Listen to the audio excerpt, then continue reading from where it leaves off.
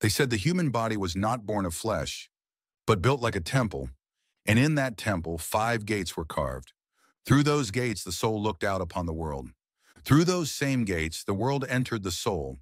Plato, in the dialogue Timaeus, revealed that these 5 portals, the senses, were born from the very elements that form the cosmos: earth, water, air, and fire, each one ruling a gate, each one carrying a divine current from the visible into the invisible.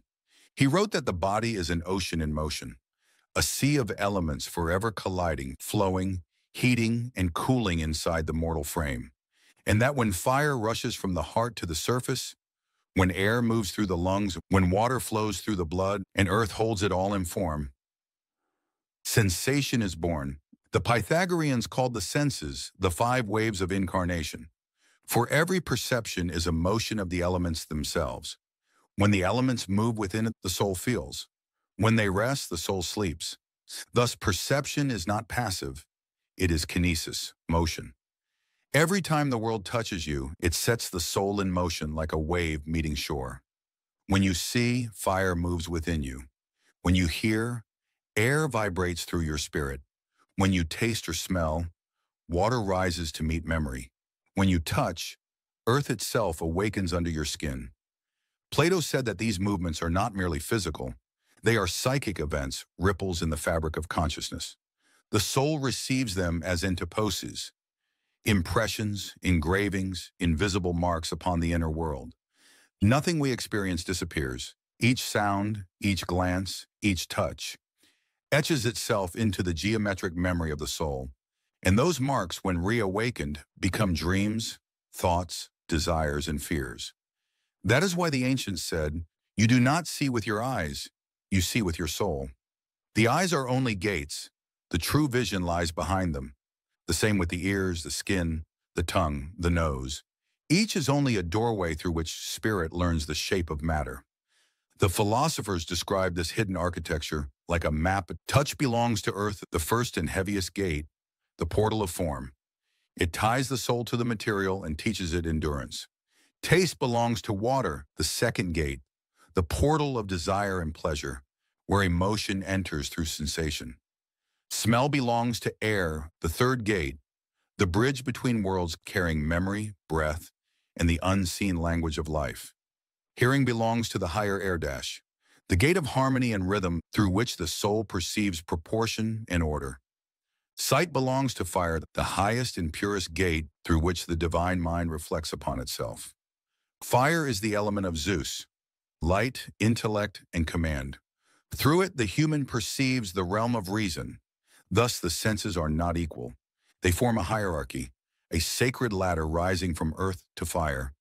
Touch binds us to the lowest world. Sight opens us to the divine. Between them, the soul climbs. But this ladder is double-sided. When the soul ascends through the senses, it rises toward the gods. When it descends, the gods themselves fall into matter through us. The ancients said that every act of perception is a meeting point between heaven and earth, a spark leaping between worlds. They built a table of correspondences matching each sense and element with a godly archetype.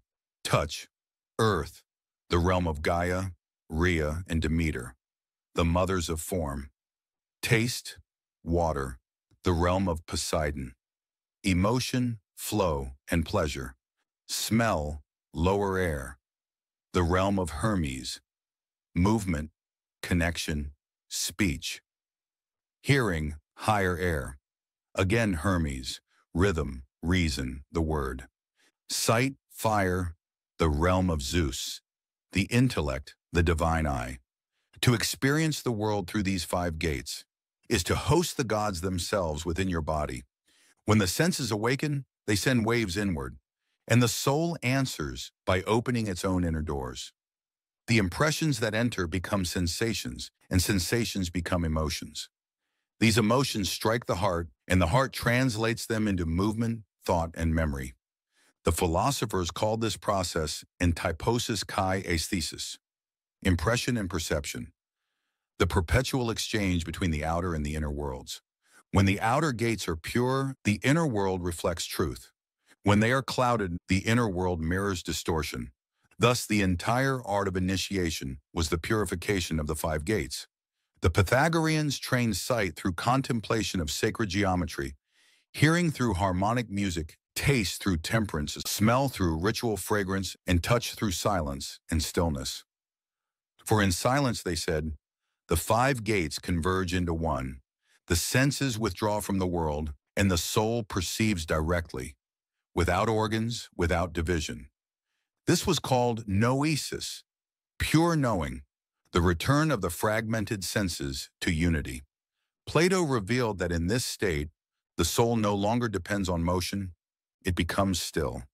And in that stillness, the divine light is seen not with eyes, but with the eternal faculty of mind itself. Every sensation, every feeling, every thought is a rehearsal of that higher vision. The entire body is a miniature cosmos, and the five senses are the constellations through which the divine light travels. When the movements of fire, air, water, and earth align, you no longer merely live, you remember. You remember that the universe sees itself through you. That when your eyes open, the eyes of the cosmos open.